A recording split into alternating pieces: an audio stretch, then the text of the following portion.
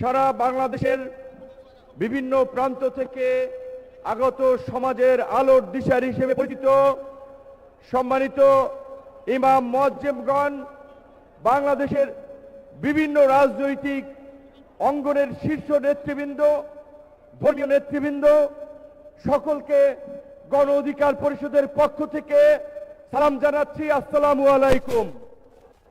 আজকের আমাদের জাতীয় ইমাম এবং মুয়াজ্জিনদের এই আজকের ঐতিহাসিক সমাবেশ এবং একটি ঐতিহাসিক মুহূর্ত, যেখানে বিভিন্ন রাজনৈতিক দল, এই দেশের ক্রিয়াশীল শীর্ষ রাজনৈতিক দল এবং বাংলাদেশের এই সময় সংকটকালীন জাতীয় ঐক্যের জন্য দেশের বাইরে থেকেও যিনি কাজ করে যাচ্ছেন, আমাদের রাজপথের আন্দোলন সংগ্রামের সারথি জনাব তারেক রহমান, বক্তব্য রেখেছেন জামাতের আমির, বক্তব্য রেখেছেন ইসলামী আন্দোলনের পীর সাহেব, এইখানে উপস্থিত আছেন অন্যান্য রাজনৈতিক দল, বক্তব্য রেখেছেন আমাদের রাজপথের সহযোদ্ধা, গণ অভ্যুত্থানের অন্যতম নেতা জনাব নাহিদ ইসলাম। এই যে বিভিন্ন রাজনৈতিক দলের নেতৃবৃন্দের একটি সম্মেলন, এইটা সম্ভব করেছে আমাদের এই সমাজের নেতৃত্ব পর্যায়ে যারা থাকে। ইমাম শব্দের অর্থ নেতা, এবং সেই ইমামগণ, সেই জন্য তাদেরকে আমার অন্তঃস্থল থেকে ধন্যবাদ জানাচ্ছি, আল্লাহর প্রতি শুকরিয়া জানাচ্ছি যে আল্লাহ পাক আমাদেরকে এই বড় মজলিসে উপস্থিত হওয়ার তৌফিক দিয়েছে। প্রিয় উপস্থিতি, আজকে বাংলাদেশ একটি ক্রান্তি লগ্নে উপস্থিত হয়েছে। আগামীতে একটি নির্বাচন অনুষ্ঠিত হবে। প্রকৃত অর্থে এই নির্বাচনের মধ্যে দিয়ে নির্ধারিত হবে আগামীর বাংলাদেশ শান্তির পথে ধাবিত হবে নাকি সংঘাত সহিংসতার পথে পরিচালিত হবে। আগামীর বাংলাদেশ একটি স্বাধীন সার্বভৌম বাংলাদেশ হবে নাকি ওই ভারতীয় বিদেশি দাবেদারি শক্তির হাতে জিম্মি একটি করদ রাজ্য হবে। সেই সিদ্ধান্তে আমরা উপনীত হয়েছি। এই কারণে এটি একটি ঐতিহাসিক মুহূর্ত। সেই সময় ইমাম এবং মুয়াজ্জিনের সম্মেলন আরেকটি ঐতিহাসিক সুযোগ আমাদের সামনে এনে দিয়েছে। আমি আপনাদের যে 7 দফা দাবি, সেটার প্রথম দফাটা আমি পড়ে শোনাতে চাই।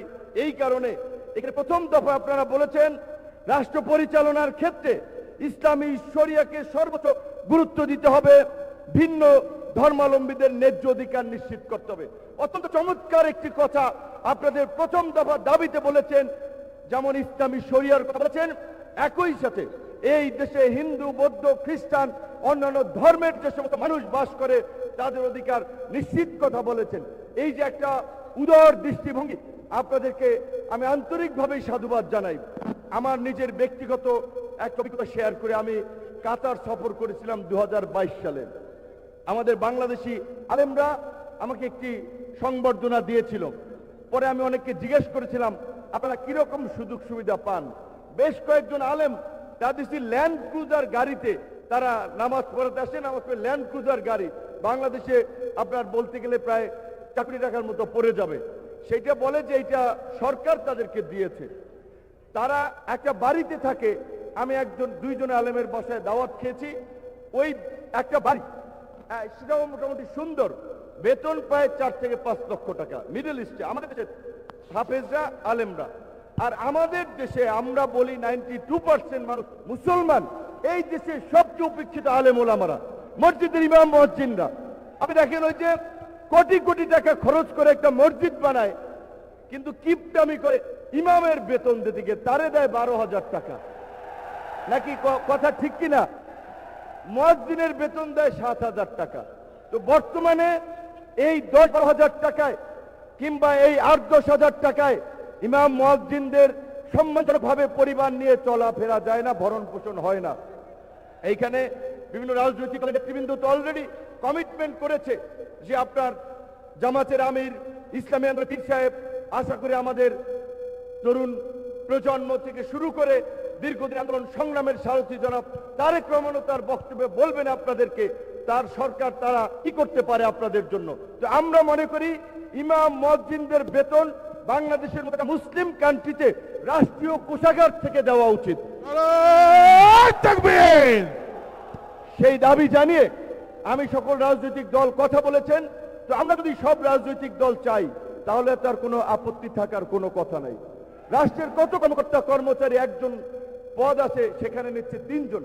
সুতরাং ইমাম মুয়াজ্জিনরা যেন একটা মর্যাদার সাথে জীবন যাপন করতে পারে এবং সমাজের বিশেষ করে যেই কথাটি আমাদের সিনিয়র নেতৃবৃন্দ বলেছেন যে মসজিদে নববীর উদাহরণ দিয়ে রাষ্ট্র পরিচালনায়, তো আজকের আমরা যে নতুন বাংলাদেশ বিনির্মাণ করতে চাই গণ অভ্যুত্থান পরবর্তী বাংলাদেশ, সেই বাংলাদেশে আমরা সুদ, ঘুষ, দুর্নীতি, অনিয়ম, অবিচারকে আমরা চাই না। সেই বাংলাদেশ বিনির্মাণ করার ক্ষেত্রেও আমাদের এই ইমাম সমাজকে নেতৃত্ব দিতে হবে। আপনি একবার চিন্তা করেন, 5 ওয়াক্ত নামাজে আমরা মুসলমানরা মসজিদে মিলিত হই, শুক্রবার জুম্মার দিনে রাস্তার সড়ক আপনার লোকে লোকারণ্য হয়ে যায়। এই সড়কের এই জুম্মার খুতবা থেকে এই জুম্মার দিন যদি আমাদের ইমাম সাহেবরা সমাজে চলমান অন্যায়, অবিচার, ঘুষ, দুর্নীতি এগুলোর বিরুদ্ধে বক্তব্য দেয়, তাহলে তো এই সমাজে দুর্নীতি, দুঃশাসন, অন্যায়, অবিচার চলতে পারে না। তো আমি আমার ইমাম মুয়াজ্জিনদের প্রতি সেই আহ্বান রেখে আমি আমার বক্তব্য শেষ করছি। আল্লাহ হাফেজ, আসসালামু আলাইকুম। সম্মানিত হাজরিন, আমি আপনাদের দৃষ্টি আকর্ষণ করছি, বিশেষ করে আমরা যারা মঞ্চে বক্তব্য রাখব তাদের দৃষ্টি আকর্ষণ করছি। আমরা সারা দেশের ইমাম খতিবদেরকে আমরা এখানে একত্রিত করেছি। আপনারা যারা বক্তব্য দিবেন, আপনাদের বক্তব্য শোনার জন্য তারা অধীর আগ্রহ করে বিভিন্ন অঞ্চল থেকে, গ্রাম থেকে তারা এখানে এসেছেন। মেহেরবানি করে তাদেরকে আমরা বলবো, আপনারা একমাত্র আমাদের ইমামদের পক্ষ থেকে 7 দফা দাবি এখানে উপস্থাপন করা হয়েছে। একমাত্র 7 দফা দাবির বাহিরে কেউ যেন আমরা কোনো বক্তব্য না রাখি।